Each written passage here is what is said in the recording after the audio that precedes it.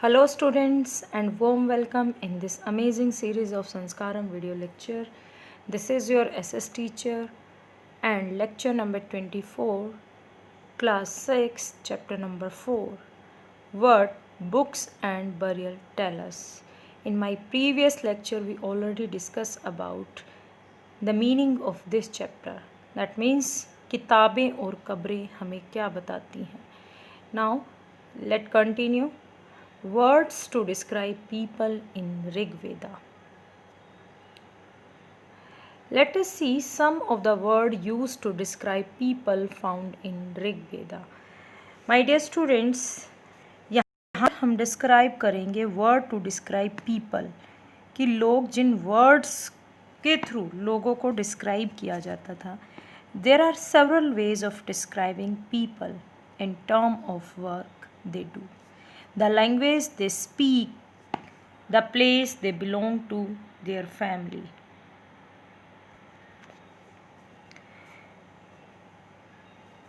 Their communities and culture practices. Let us see some of the words used to describe people found in Rig Veda. My dear students, there are two groups who are described in terms of their work. उस time पर काम के आधार पर दो particularly group हमारे समुदाय में थे, जिसमें फर्स्ट है द प्रिस्ट. प्रिस्ट मीन्स पुजारी. Who were also called Brahmin, जिन्हें हम ब्राह्मण भी कहते थे.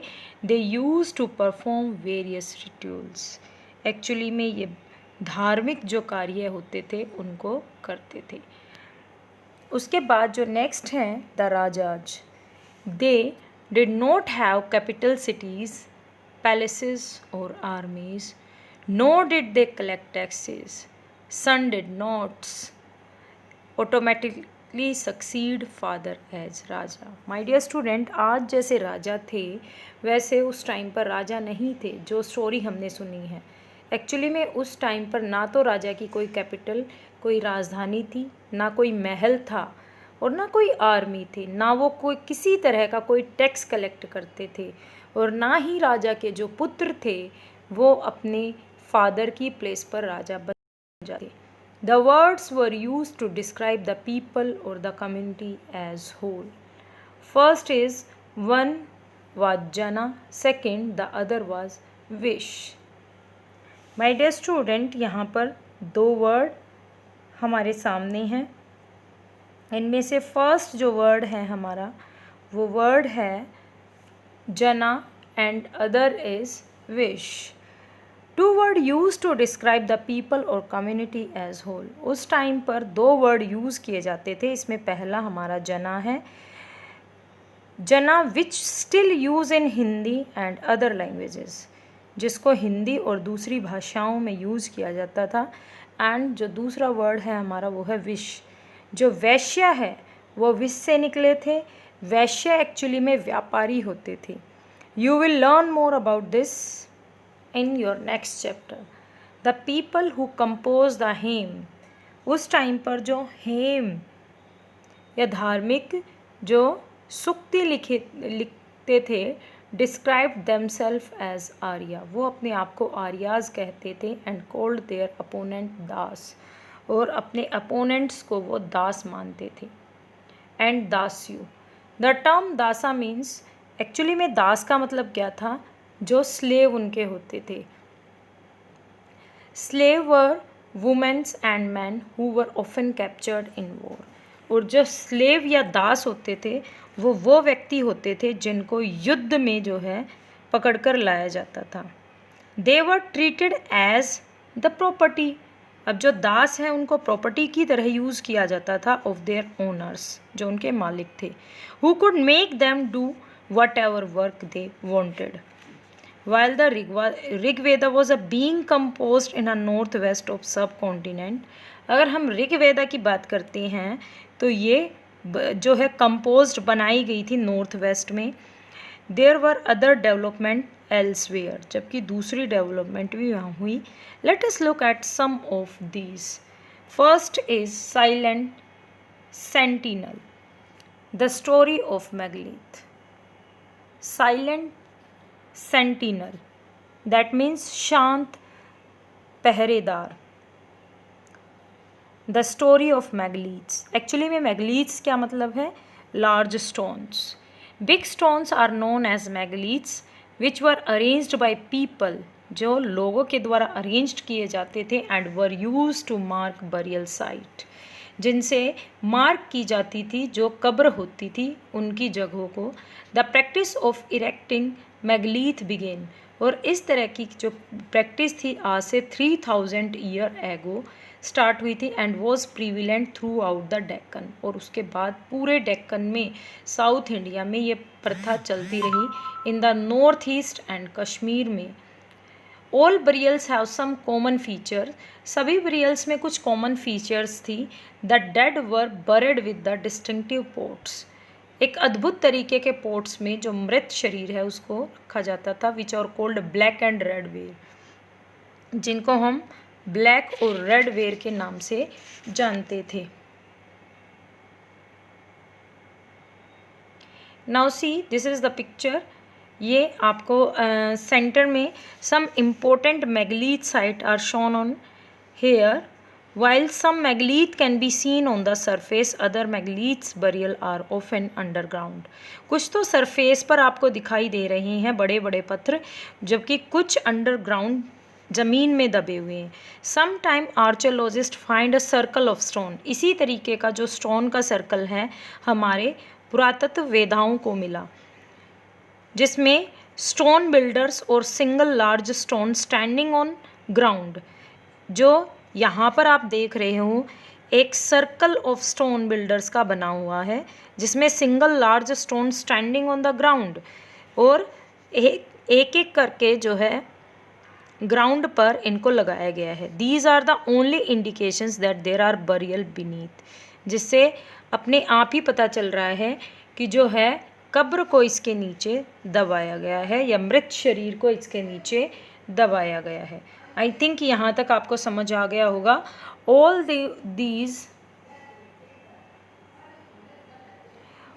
दीज यहाँ पर कुछ साइन मैं आपको दिखा रही हूँ। All these burial have some common features, सभी जो कब्रें थी उनकी कुछ कॉमन सामान्य फीचर्स थी। Generally the dead were buried with distinctive pots, दुर्लभ पोट्स में उनको दफनाया जाता था, जो हम यहाँ पर आपको बताया, जिसको हम ब्लैक और रेड वेयर कहते थे। Also found are tools and weapons of iron, यहाँ पर कुछ टूल्स और वेपन्स शो किए गए हैं बेटा। यहाँ पर देखो लेफ्ट टॉप पर हॉर्स इक्विपमेंट है, जबकि लेफ्ट बिलो एक्सिस हैं, एंड बिलो एक डैगर, एक तलवार जो है यहाँ से दबी हुई मिली थी। Finding out about social differences, क्या उस टाइम पर कोई सोशल डिफरेंस भी थे? Maybe. Object are found with the skeleton, कुछ तत्व जो हैं शरीर का, जो हड्डियों का जो ढांचा है उसके साथ मिले। So archaeologist think that these object may have belong to the dead person, जिससे हमारे पुरातत्व वेदाओं को लगा कि ये जो मटेरियल है, ये जो सामान है, ये इस मृत व्यक्ति का ही था। There were differences in status amongst the people, status होते स्तर, सामाजिक स्तर में भी उनके काफ़ी अंतर था। हु वर बरेड, जिनको दफनाया गया था। Rich people were buried with the more gold beads, stone beads, copper bangles etcetera, whereas poor peoples were buried with only a few pots. अब गरीब है उसको तो सिर्फ कुछ पोट्स के साथ दफनाया गया, जबकि अमीर कोई लोग था तो उसके सामने उसके स्केल्टन के साथ कुछ ऑर्नामेंट मिले, जिससे हमें पता चला कि वहाँ पर उस टाइम सोसाइटी में काफ़ी अंतर था। Some burial spots meant for certain families. Were some burial spots meant for a certain family? क्या कुछ मुख्य फैमिलियों के स्पॉट भी हमें मिले? People belonging to the same family were buried in the same place. उनके जो मृत हैं शरीर थे या जो भी थे वो एक ही जगह पर जो है मिले उस टाइम पर, जो कब्र थी उन पूरे परिवार की। Stone circle or builders placed on the surface served as the signpost to find the burial site so that people could return to the same place whenever they wanted to. My dear student, पहचान के लिए ये लोग क्या करते थे, जो इनकी कब्र होती थी उसके चारों तरफ पत्थरों को या स्टोन्स को लगा देते थे, जिससे इनको पता चलता था नेक्स्ट टाइम जब इनको अपने परिवार का कोई व्यक्ति इनका मरता तो उसी प्लेस को ढूंढकर ये वहीं पर उसको दफनाते थे। अ स्पेशल बरियल एट इनाम गांव। अगर हम इनाम गांव की बात करें तो इनाम गांव में हमें एक स्पेशल जो कब्र मिली थी, it is a site on the river गोद। ये वो साइट थी जो रिवर गोद के पास है, अ ट्रिब्यूटरी ऑफ भीमा, जो भीमा की सहायक नदी है। Here adult were buried in ground, जो यंग थे उनको ज़मीन में दफनाया जाता था। They were laid out straight with the head toward the north, उनका जो हेड था, सिर था, वो नॉर्थ की तरफ होता था। Vessels that probably contain food, उनके पास कुछ वेसल्स रखे जाते थे जिसमें खाना पानी जो है इनके लिए रखा जाता था, मृत व्यक्ति के लिए। हमारी जो नेक्स्ट है, what skeletal status tell us. अगर हम स्केलेटल की बात करें, जो हड्डियों का ढांचा है, उससे भी हमें कुछ पता चल जाता था उस टाइम पर। अगर आप देखें, it is easy to make out the skeleton of child from its small size. हमें पता लग सकता है अगर स्केलेटन का साइज छोटा है तो ऑब्वियसली किसी बच्चे का होगा। However there are no major differences in bones of a girl and a boy. Can we make out whether a skeleton was that of man or of woman? Sometimes people decide on the basis of what is found with the skeleton. अभी हमने पीछे discuss किया था कि मृत शरीर या जो भी वहाँ पर दफनाई जाती थी बॉडी, उसके साथ कुछ ऑर्नामेंट मिलते। ओब्वियसली अगर बैंगल है या कोई भी चीज़ है, उससे पता चल जाता कि उस टाइम पर जो है ये स्केलेटन किसी पर्टिकुलर लेडी का है। लेकिन हमें बाद में पता चला कि पहले के टाइम में जो मैन होते थे वो भी ऑर्नामेंट पहनते थे।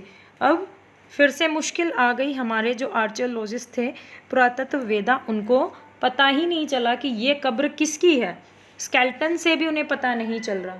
अ better way of fingering out the sex of skeleton is to look at the bone structure.